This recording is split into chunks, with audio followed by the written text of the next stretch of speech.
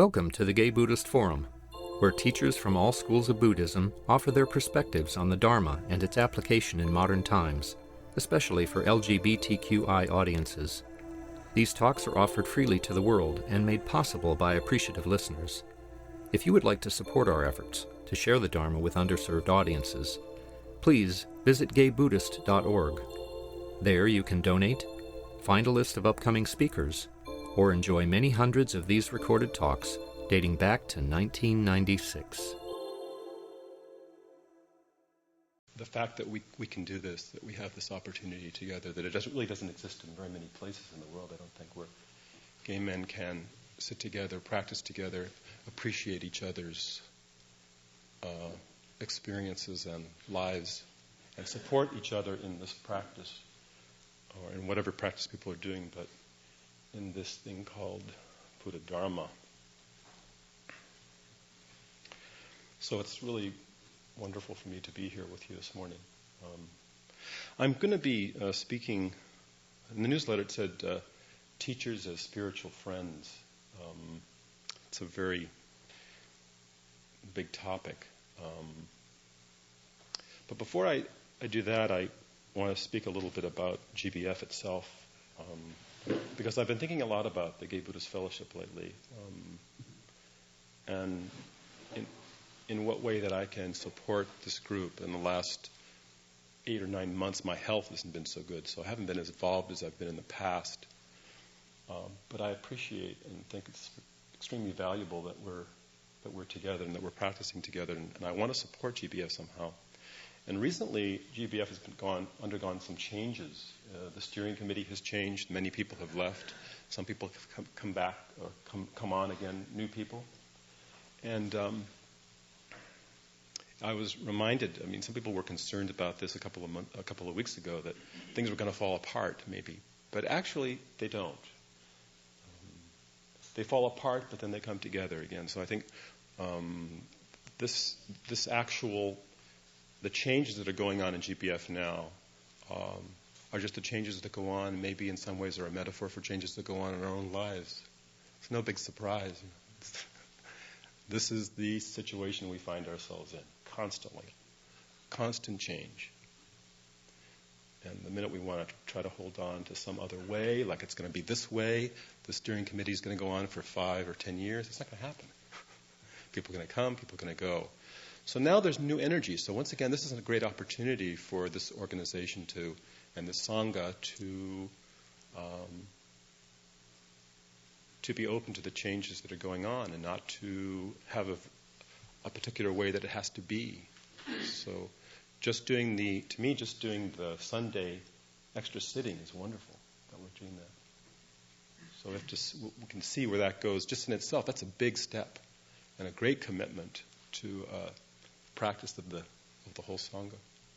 So I want to commend the steering committee for making that decision. Also, I'd like to thank people. I don't know how many people are here from the steering committee, but I'd like to thank the people on the steering committee. It's a lot of work supporting this group and leading this group. And I've been on the steering committee different times in my involvement in GBF, and I know it's sometimes, quote-unquote, a thankless task, but it's also, to me, most importantly, it is a practice opportunity. So, once again, because when you're dealing with people, it's not going to be the way you want it to be, so there's going to be some difficulty, some conflict, some confusion, some pain. But it's a great opportunity to be able to work together, I think. So for people who are interested in either being on the steering committee or in helping in some way, who want to make a contribution to this group and to this Sangha, it's very possible. And now is a good time to do it. I think it seems like it's another change, another shift. So it's wonderful. So I wanted to thank the people that have been on the steering committee in the past for supporting my practice, and for supporting all of our practices, and also for the people that are new who are coming on. So it's a wonderful thank you to all of those people. Without you, there'd be somebody else, maybe. That's what my teacher used to say. But that's okay.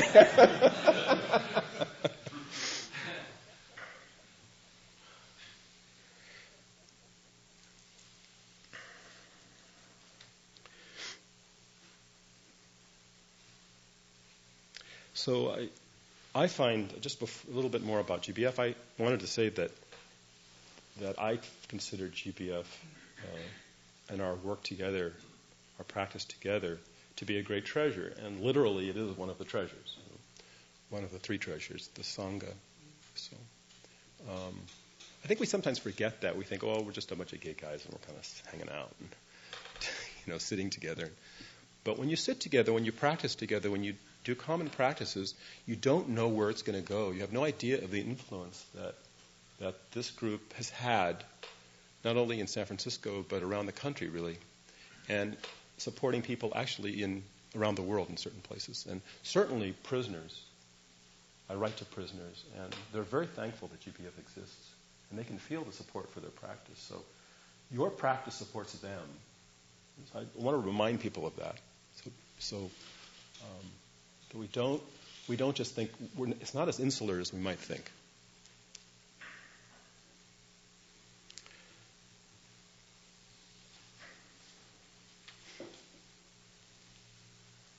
So I'll get to the topic this morning. I was on retreat about a week and a half ago at a place called Vajrapani, which is a Tibetan practice place in the Santa Cruz Mountains. It's a wonderful place, and I was in a little cabin alone for a week, and just sitting, and basically sitting, practice some walking, some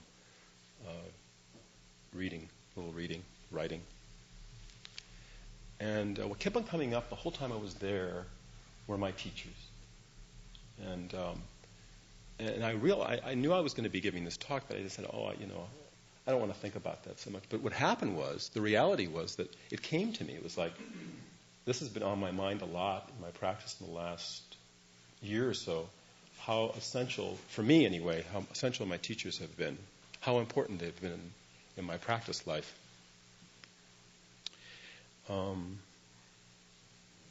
My teachers were, I have many teachers, but two that were the most prominent were, of course, Shunryu Suzuki Roshi, who founded San Francisco Zen Center, and Issan Dorsey, who was a gay, very out gay monk and priest and teacher who was very involved at Hartford Street Zen Center, and who I practiced with for about 5 years there.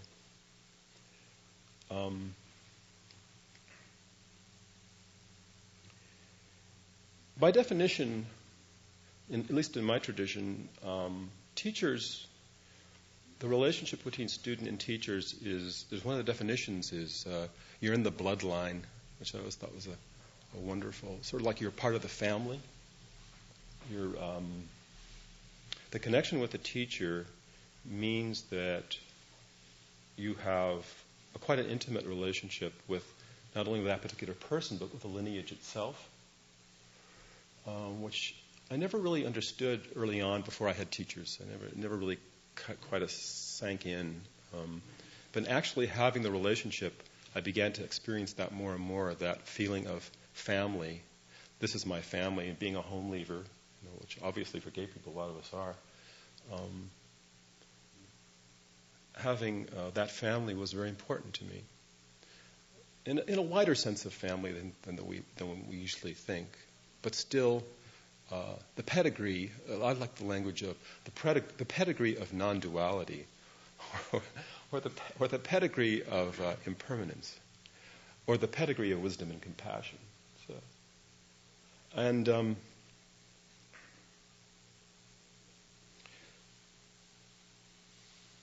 I feel there's a certain intimacy with not only my teachers, but with their teachers and their teachers and their teachers, which goes back basically to the Buddha. A certain intimacy and a certain gratitude for their practice and for their commitment. Because without them, we wouldn't be here. I mean, for me, I wouldn't be here for sure, but many of us without teachers historically who have passed the teaching down, we wouldn't have it. We wouldn't have this great gift. So this isn't done very often, but I wanted to do this. In our tradition, there's something called a Kechimiyaku, and people who are in the Zen tradition probably know what that is. It's a lineage chart, and I have a copy of one, though it's not an original one. I don't know if people get a chance to see this. I just kind of wanted to show you. what it looks like. I'm just going to hang. After, if you want to look at it, you can. It's something tangible to me to get some sense of what the tradition is like in my tradition. Here's Shakyamuni. That's the lineage to my last teacher, Issan Dorsey. Those are the 90 people back to him, back to the Buddha, from him to the Buddha. It's kind of cool. This is Shakyamuni. All these people here are the Indian teachers. These people on the side, if you watch it all fall, the people on the side are Chinese. Here is our teacher, great teacher, Eihei Dogen, who was the founder of our lineage. And then all the Japanese teachers. And then my last two teachers, Suzuki Roshi and then Issan. Issan Daine, One Mountain, Great Peace. So if you want to look at this later, you might get it. Actually, the original, when you get these at Jukai, or which is when you take the precepts, or if you get Tokudo, which is priest ordination, they have these big seals that go here, here, and then the teacher's seal goes in the bottom with your name under it. Anyway, you get some sense of lineage when you are there in it, sort of, and stuck in it. You get some sense of this is the family tree. So that's, I think, an important sense of what the connection is with teachers, at least what they've been for me. There's also a certain, recognition, oh, I know you. When I met my teachers, it was a certain familiarity about. I felt I belonged with them, belonged in their lineage or in their style of teaching.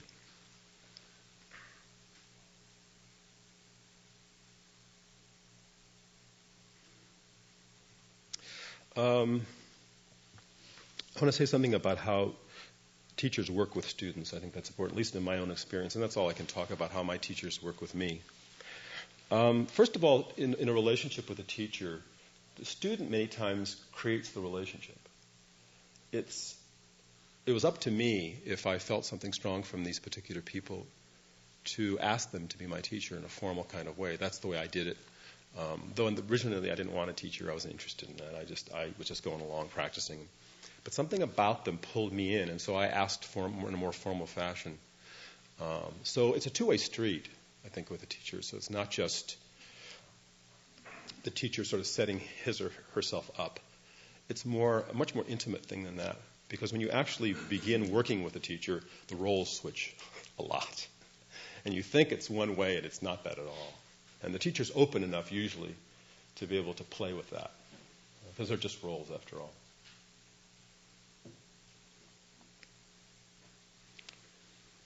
I think we need to be open, if we're in a relationship with a teacher, we need to be open emotionally and physically to that person, which is different than just the Dharma, I think, because many times the Dharma is expressed or transmitted in ways that aren't necessarily intellectual. My teachers could touch me, or a gesture, or a look, and then sometimes it felt as if the whole teaching were passed on at that moment. So when you're working with a teacher, I think it's really important to be able to be as open as possible, in every way possible. That's my experience anyway. Certainly, Issan Dorsey was that way. Those of you who knew him, he's a very physical person and very connected. And the first thing you want to do, when I saw Arthur today, actually, it was really nice to see you because I thought of Issan when I saw you.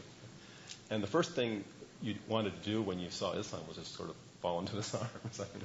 It was just something about him that was completely transparent and open and ready, sort of, to accept anything that was going to happen between you.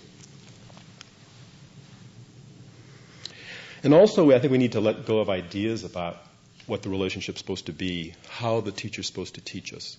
And we do. We have a lot of ideas. It's got to be this way or that way, or it has to be something that I think is good for me. And what you find, actually, is just the opposite. Usually with the teachers, they're going to do things that are probably going to upset you and confuse you and pull the rug out from you constantly. And that's true of not just in my particular tradition, but I think pretty much in every tradition.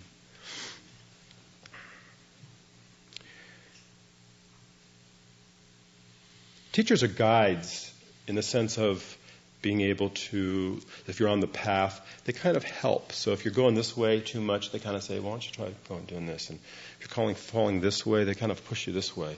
And so my relationship with them was more, also the ones that I had were more casual.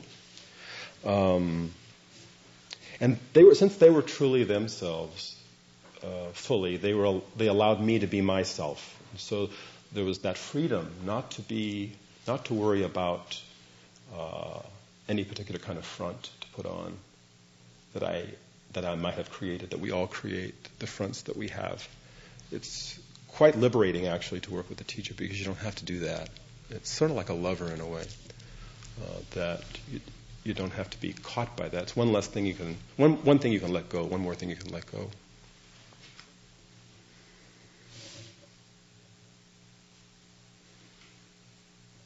For me, again, my teachers, Issan and also Suzuki Roshi, to me were really personifications of the teaching.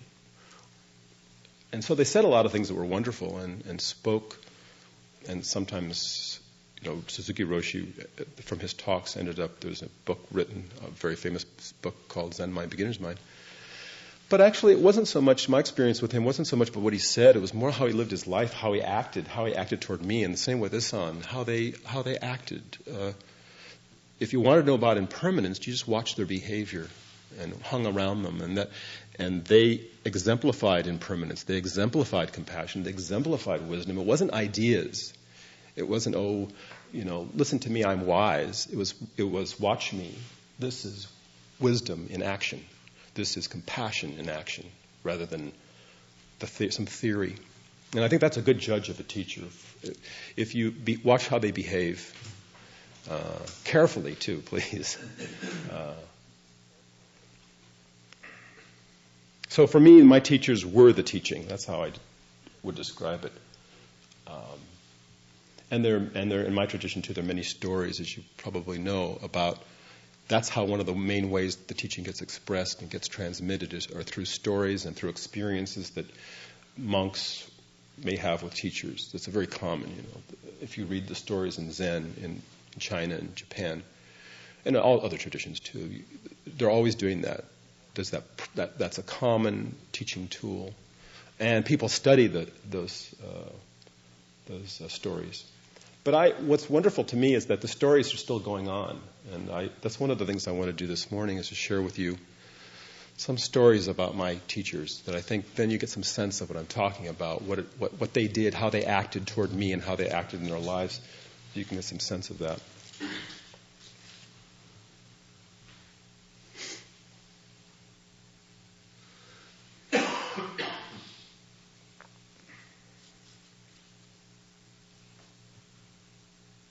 Before I go into that, I wanted to say, too, that my teachers always sort of questioned my view of the world constantly. So if I would say something, they would always throw the Dharma back in my face, in a sweet way generally, not always, but in a way that I could hear it, but not, never letting it go, sort of like, so I could never get off the hook. I'd say make some comment about something, and they'd be right there with the Dharma view, always, because they couldn't help it in a way. They lived the Dharma, so if I were flitting off in some direction and confused, they would definitely question me and work with me on it, and not afraid to do that. The relationship opened me up and them up to that experience. So teachers help create the fertile ground for us to experience the truth of the Dharma of our own lives. When we're ready to hear the truth, it can permeate our whole being and transform our lives. So I think that's very true. That was what the experience was for me. I didn't feel like I ever really began to understand the Dharma, the little I do understand, until I really worked closely with teachers. That was for me. And I don't think that's true for everybody necessarily, but it was for me. I really didn't. I read a lot of books and nothing seemed to sink in. I never felt it in my being until I had a teacher.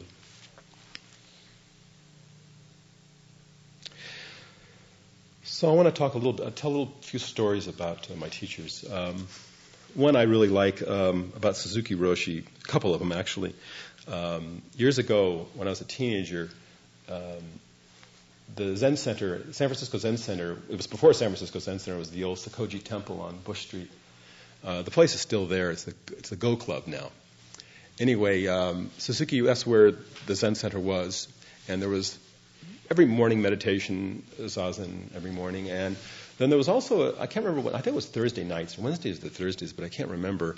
Suzuki gave a talk, and we would go over, and I was a hippie basically, and I had hair out to here, anyway.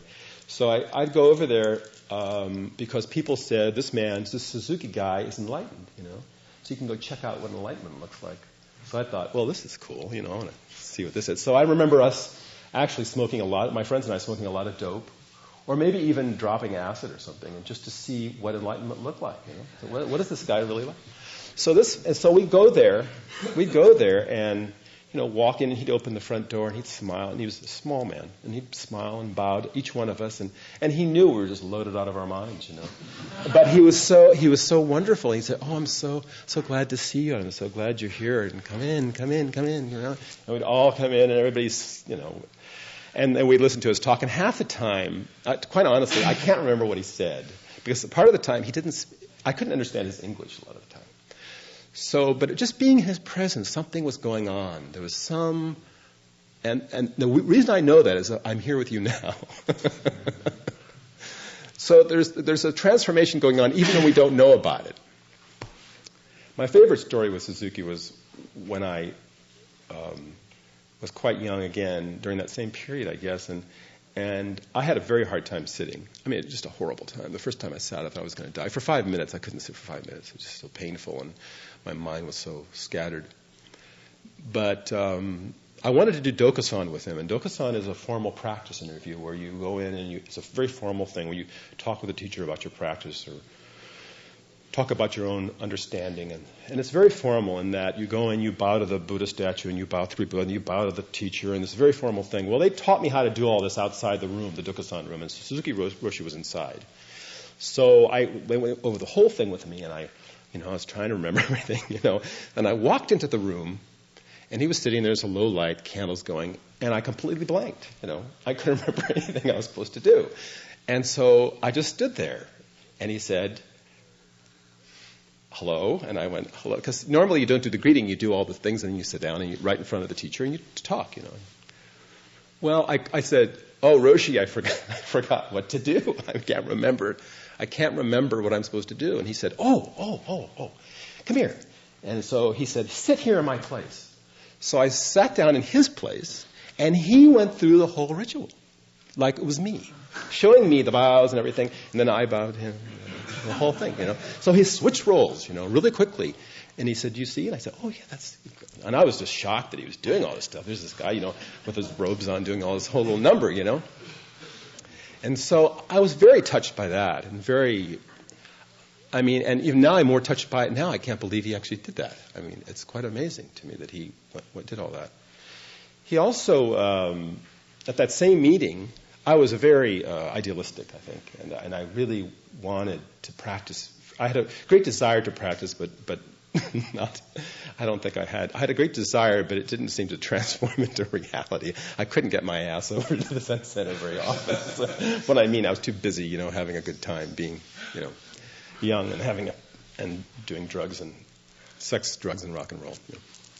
So, but anyway, so I'm sitting there with him, and I'm very idealistic, and I'm saying to him, and I remember saying real clearly, oh, Roshi, I want to be your student, pleading, And he said, okay, and that's all he said, okay, that's fine. You can be my student. Is that it? I mean, is that all there is to this? I mean, I was surprised at that too, how immediate he was with it. He just accepted me. Didn't care, how crazy I was, how often I showed up, or any of that, Complete acceptance of me the way I was at that time in my life, which is amazing. It was amazing to me. And now that I think back on it, quite amazing that he did that.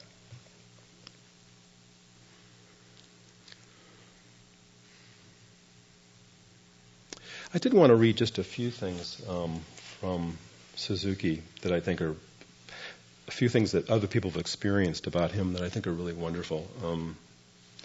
This is from Ed Brown, who is a priest and who wrote the Tassajara cookbooks you might be familiar with. One day, he talks about working at Tassajara, being doing the tenzo there, being the head cook there. One day I was working in the kitchen at Tassajara, the old tiny kitchen we made do for several years before the new one was completed. It was late morning, nearing lunchtime, and I had begun to feel the stress of getting the meal ready on time.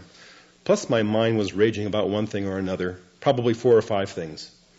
I was quite absorbed, so to speak, in the storm of activity, both inside and out, and I slowly became aware that a voice was calling my name. Awareness came slowly because first I had to comprehend that the sound was indeed the sound of my name, but secondly because the name seemed to refer to an awfully nice, wonderful person, happy and radiant, that was not me. Only it was me. Because there was Suzuki Roshi standing in the doorway calling my name. I was quite startled to realize that I was that person also. It was as though the clouds had parted to reveal blue sky, not dazzling, but clear, calm, and spacious. What he said after that was pretty ordinary. This is from Frank Anderson. The last time I saw Suzuki Roshi was in February 1971. I drove out from Oklahoma for Sesshin, which is a practice period of a week to 2 weeks, and had a long, lonely ride, part of the way through a snowstorm which delayed me for a day. I experienced a lot of fear and loneliness during the trip out and was feeling very uncertain about myself and my practice. I had Dokusan interview with the Roshi during Sesshin, and at one point, prompted by something he had said, I asked him if Big Mind was lost in the dark too, as I felt I was, or Buddha mind. He said, no, not lost in the dark, working in the dark. And he moved his arms about, demonstrating. He said it was like the many-armed statue of Avalokiteshvara, Bodhisattva, and he made the statue come alive for a moment. I had the sense of 1,000 arms moving gracefully, harmoniously, not needing to see. Before the interview ended, Roshi said to me, "You are very sincere," which I felt was quite true, and I immediately broke into the most insincere, foolish smile imaginable. I felt it burning on my face. I felt ashamed and looked at Roshi, knowing he had seen me, and he sat calmly staring back at me and said nothing, accepting me completely as I was. And the last one is very short and it is quite wonderful to me. This is Lou Richmond, who was a senior priest at Zen Center for many years. Very short. One time I asked Roshi if he did not feel any pressure and difficulty with all the various ragged students who came off the street seeking enlightenment. He said, "I am very grateful for them. I will do all I can for them." He was so light and happy when he said it.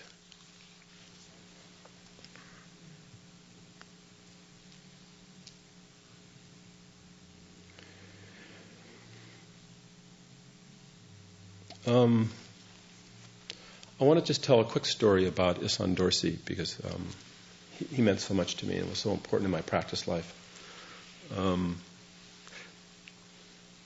It's about, well, what was going on was that we were working with people, this is in the late 80s, we were working with people who had HIV disease, obviously, and we were thinking about doing a hospice at the time because several of our members were sick and were dying and didn't have a place to go. But anyway, this particular time we went to see a fella who was in a Tenderloin hotel. I think it was the ambassador, but I don't think so because the ambassador was trying to think that, but I can't remember. It was a smaller hotel than that, actually, but that comes to my mind.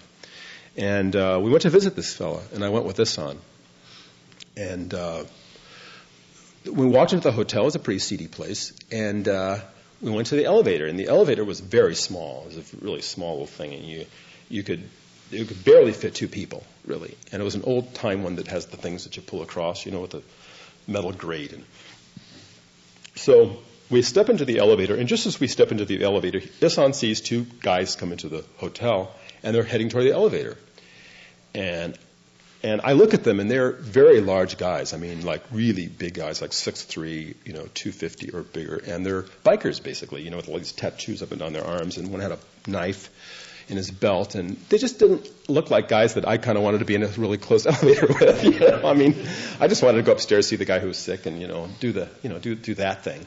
And so Issan says, "Come on, there's plenty of room." And I'm going, this guy's out of his mind. So the four of us are squished in this elevator. I mean, really like this, just, and I say, what is he doing? Why, so the door closes and the elevator, it hits the button and it goes, those other goes, chunk, and nothing happens. And then it goes again, chunk, and so slowly it's starting to go up, and I'm starting to feel real uncomfortable, kind of like panicking and sweating. And he chimes, those of you who remember him, he goes, "Hi," he says to them, "my name is Issan."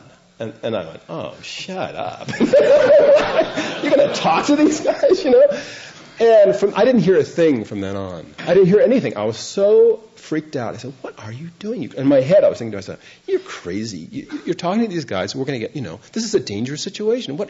So I'm lost in my head the whole time. I don't hear anything that anyone's saying. And then the elevator stops. Next thing I know, and these guys get out. And he hugs both of them. And they say, "Oh, Issan, it was really great talking with you." And I missed the whole thing. And so then the door closed and we went up to see the guy. And I told him what my take was on it. And he said, "Oh no, those were nice boys. They wouldn't hurt anybody." So, that's a very good indication of not only his compassion, but how he would read situations and how I, being as ignorant as I was, didn't read them very well. So that was an example. There were a lot of, being with Issan was quite amazing, too. I wanted to talk more about him, but we're a little short on time today. But he was incredibly present, completely dedicated to practice, 20-some-odd years. Was a great example, once again, the personification of the teaching. And I owe so much to him, and our practice together was very valuable to me. And I miss him a great deal. But in some ways, he's still here. And in some ways, GBF, to me, if he were here, he'd be at all the meetings, these meetings, because he would really appreciate GBF a whole lot and would be supporting us as much as he could.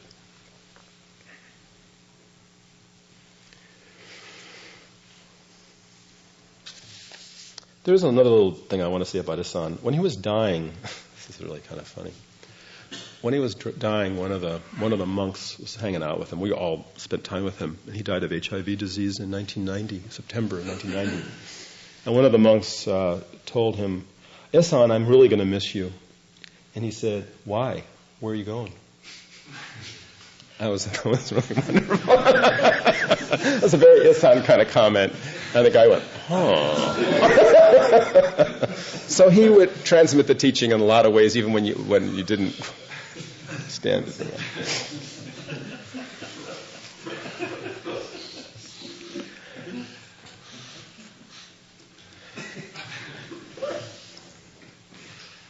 I just want to read two more things, and then we can stop because it's after 12. This is just a little bit of a quote from Zen Mind, Beginner's Mind, which I'm sure, maybe I'm not sure, but people might be aware of. It's kind of a classic Zen book from the Talks by Suzuki Roshi. And it's a description of really what a teacher is. And it's quite wonderful, I think. And it was a description that I think just speaks very well and is very clear. A teacher is a person who has actualized that perfect freedom which is the potentiality for all human beings. He or she exists freely in the fullness of his own being. The flow of his consciousness is not the fixed, repetitive patterns of our usual self-centered consciousness, but rather arises spontaneously and naturally from the actual circumstances of the present. The results of this in terms of the quality of his life are extraordinary. Buoyancy, vigor, straightforwardness, simplicity, humility, serenity, joyousness, and unfathomable compassion. His whole being testifies to what it means to live in the reality of the present. Without anything said or done, just the impact of meeting a personality so developed can be enough to change another's whole way of life. But in the end, it is not the extraordinariness of the teacher which perplexes, intrigues, and deepens the student. It is the teacher's utter ordinariness. Because he is just himself, he is a mirror for his students. When we are with him, we feel our own strengths and shortcomings, without any sense of praise or criticism from him. In his presence, we see our original face, and the extraordinariness we see is only our own true nature. When we learn to let our own nature free, the boundaries between master and student disappear in a deep flow of being and joy in the unfolding of Buddha mind. And the last thing I want to read is from a book called Queer Dharma, which is just out. So I'll show you that. It's something I wrote, actually, and that's why I'm going to read it. It's kind of it was a very important time in my life and a very important experience with Issan Dorsey. So I just want to read it. It's called Home, and this is the last thing I'll read.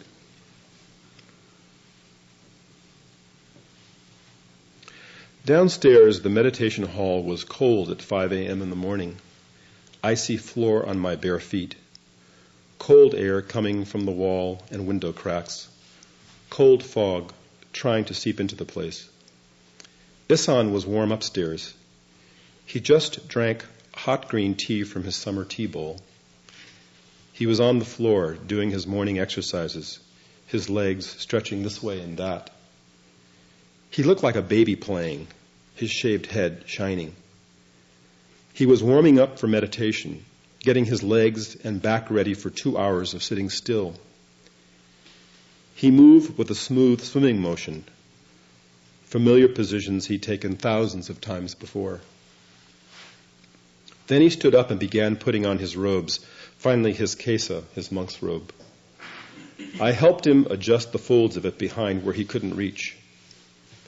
The back of his neck and head were precious to me. I lit 2 sticks of incense and stood behind him. I could feel his warmth as we walked downstairs into the cold meditation hall. We stopped at Suzuki Roshi's altar. He offered incense, did prostrations, bowed, and then moved to the main altar. I walked behind him in the sweep of his robes. We were together alone in this basement zendo, acting out the morning rituals of an ancient tradition. He approached the altar, held his hands together, signaling me to give him the stick of incense so he could offer it. He carefully took it from my hands and put it to his head. As he placed it in the incense bowl, he looked at me with a slight small smile and said very softly, "This is your home." I could feel chills rise on my body. The hair at the back of my neck stood up, and I shuddered all over. I was so shocked and touched by his words, tears filled my eyes. Then we sat down on our cushions to meditate. Through most of the next 2 hours of meditation, I heard those words resonating deep in me, filling every part of me. I realized then they would be with me for the rest of my life. That this Zen monk so reached into me that I would understand the teaching more fully than ever before. In a cold zendo and early morning, I was finally and completely home.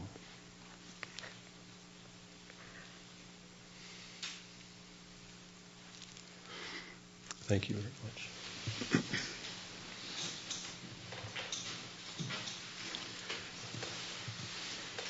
It's after 12, so I don't know. People want to. How do people feel about that? Do people want to leave? Or? Okay, Richard. I was wondering if you look at the teachers, the teachings come from their living lives. experience a teacher, any of your teachers, do something or act in a way that you didn't feel was Buddhistic or? Oh yeah. How do you absorb that? My Issan used to drink. He's an alcoholic. Yeah, that was a real hard one for me. I mean, he wasn't alcoholic like. I mean, I don't understand. I mean, I've looked into alcoholism and all that stuff, but I don't know really what an alcoholic is really. But he would drink to excess at times. That was very difficult for me. I told him. We had like discussions about it. A couple of times twice we drank together and got loaded together. So, I mean, I don't drink. We were just talking about that. I don't do very well. I had a hard time with that. I had a very difficult time with that. But as time went on, we worked on it together, and I think he changed. Actually, I think I wasn't the only one who was concerned about his drinking. So, is that what you mean? Well, I guess yeah. I mean, so perhaps maybe my tendency is to think that a teacher is somewhere up here. No. Did you ever have that illusion? Or? Yeah, early on I did. When I was young, I did. Yeah, I did with Suzuki. I thought Suzuki was like. But I had a lot of people. I never had any negative experiences with Suzuki. Actually, he was very supportive of me. I think because I was young and stupid. Quite honestly, he felt sorry for me. But I mean, I heard, like Reb Anderson has stories about Suzuki. Reb Anderson's the senior priest or whatever they're calling him these days, Dharma, whatever he is. He used to be the abbot, but now he's not the abbot, so he's got some muckety-muck position. Anyway, so he said that Suzuki was a pain in the ass sometimes.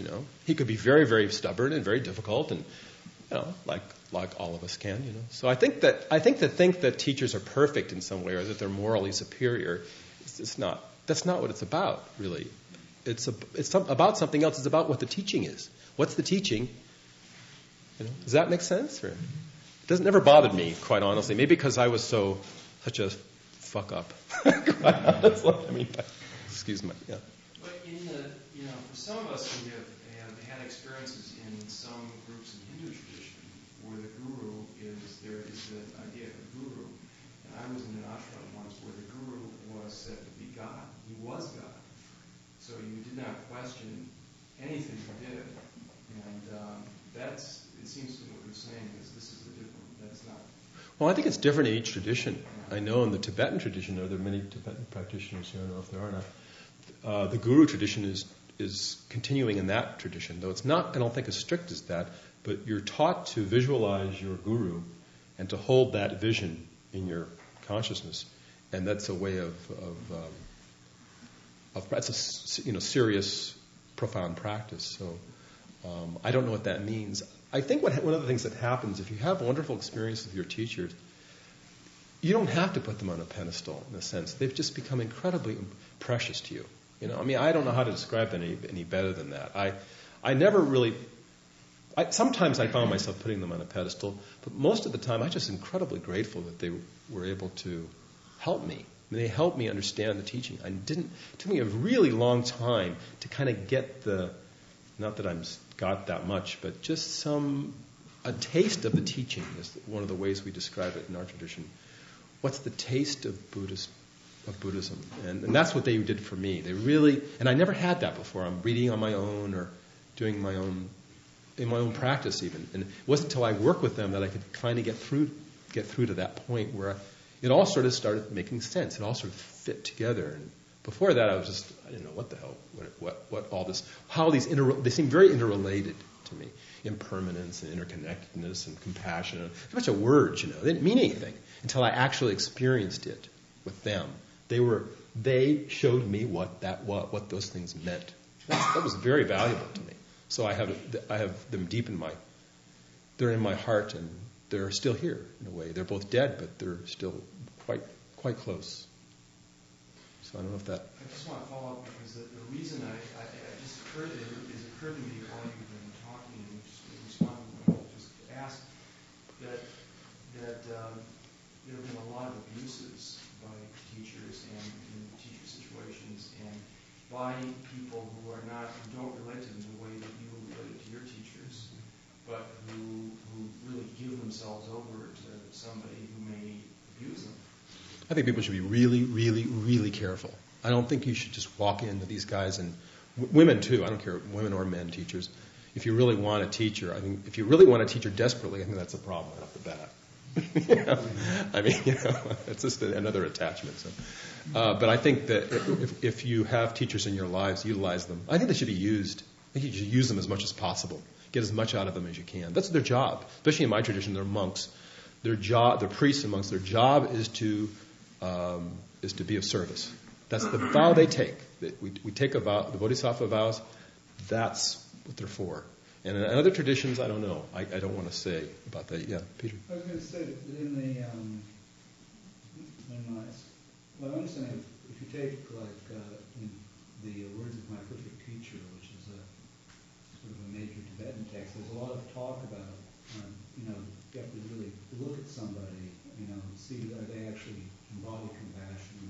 You should be very skeptical. It sounds very much like what you're saying, actually, and what Suzuki Roshi says. I mean, it's not. Well, I've heard that some of these are avatars, aren't they, or something like that. That's not what the Tibetan view would be. I don't think it's what any of the major Buddhist traditions are that I'm aware of, anyway. Yeah, but I still think people should be really careful. And I think also not only with teachers, but also with centers, they should be really questioning and not just jump in, because if you're too attached to it, you're going to be disappointed. You know it, because it's not going to be what you think it is. These teachers are not going to fulfill some deep emotional longing in you. Forget it. In fact, just the opposite. They're going to point it up and say, you got a lot of deep emotional longing. Get rid of that shit. That's exactly what's going to happen. You go, So, anyway, how are we doing? Yes. What's your name? Mark. Hi, Mark. Just from my short experience with Soto Zen, and I've had a couple of interviews, what I've noticed is that initially, I looked to my individual teacher as the source of discipline, or the source of teaching me about the discipline of Zen. And what I'm finding is that my definition of teacher is expanding well beyond the individual. That I guess what I'm experiencing with him is that he's, in a sense, teaching me how to learn from each person in my life. So I guess for me that is what I'm reaching for, so that in a sense it seems to me a check on this tendency, or the risk of, in a sense, handing myself over to one person. So what I'm curious is have you had a similar experience in your own work, or in the own time with your teachers? Did you find that over time it wasn't so that one person wasn't necessarily as key to your learning as time progressed, that the circle of people that you learned from expanded? Yes. Yes, that's a wonderful question, and also just a wonderful observation on your part. I think we've talked about that a lot in GBF, that everyone we work with everyone is a teacher in that sense of having the opportunity to see through our self-deluded view. I mean, that's constant, I think. So, yes, it's true, but I still find, for me anyway, my teachers hold a special place in the same way that maybe lovers would, or I don't know. It's hard to put it in the same. Use this, compare it to other people, other kinds of relationships, because I think it's special in a way, and I don't know what kind of relationships you have with the people you're working with, teachers you're working with, or what that's like. But that's my experience. Is that helpful? Yeah, I think it is mine as well. It's kind of, I see him as kind of just opening the door. So he is still very important, and is unique in that respect. Mm-hmm. Okay. Peter. Well, thank you very much for your talk. I think the thing, I can't remember where I read it. It was in some spiritual book, but I don't know if it was Zen or Tibetan or Rajneesh. But somebody said, if you follow the spiritual path and it's the right path for you, then life itself becomes your teacher. And it's not about there is no locus of teaching anymore. Life itself becomes your teacher because you're on the path, and so you are being taught and being in your life at the same time. I was wondering, you talked a little bit about the beginnings of the Zen Center, but it was kind of fascinating to me. When you quote Suzuki Roshi's book, and when I read it, it's so beautifully written, it's so formal and so precise, and you can imagine the people at Eiheiji, reading a translation and saying, yes, that's the Dharma, that's true. But the crowd that he was dealing with was so offbeat and so, wacky. And Suzuki. Yes, Suzuki, and he kind of got pushed away from the Japanese congregation that he came out to serve and sort of embraced, people. And I just wondering if you could comment a little bit more about that. What you think was going on, what that has to do with his personality, with the teaching, with what was going on at the moment. I mean, people always talk about Jesus too and say, well, if Jesus came back now, he'd be, associating with unmarried mothers and drug addicts and blah, blah, blah, blah, blah. You always finding the spiritual life amongst people who are outside the mainstream. And what fascinates me as you describe Suzuki Roshi is his ability to be in both camps at once, to write that beautiful, lucid formal prose, and to be giving Zen lessons to all these drug addicts knocking on the door. Well, you have to remember too, Peter, this was written, he didn't write this. People should realize that. Trudy Dixon and who's the other woman, can't remember her name now. These are from talks that he gave. He did not write the book, actually. He gave the Dharma talks, and they polished it. And also, Zentatsu, Richard Baker, had a lot to do with it, too. And he was a very bright fella who was abbot at Zen Center for many years. And he and a couple of other people, like Yvonne Rand and even Reb Anderson, they kind of directed things, I think, in many ways. And Suzuki was kind of like the figurehead. This is my sense of it, from what I remember and from what people have told me, too. Because I wasn't that involved in it, I was more peripheral. Very peripheral, actually, because I've always thought they were kind of weird myself. I mean, the real Zen people I thought were so rigid and strange. I mean, quite honestly, I didn't, I was going, hey, I want to get cool, and, I want it to be comfortable, and I want to get blissed out and all that. So I was coming from it from that point of view, So I think that actually he was kind of the focal point, and people at that time needed that. I don't think that would happen in the same way. Yeah, I don't. I think we're too. Not critical necessarily, but critical. I think we'd be careful, and so he did deal with a lot of people, like the hippies and people that weren't that focused. But he had behind that there were probably. There was also Silas, he was one of the main people, and Ananda Dallenberg, Claude Dallenberg, a lot of really bright people that Richard Baker pulled in, actually. Thank you for listening to the Gay Buddhist Forum.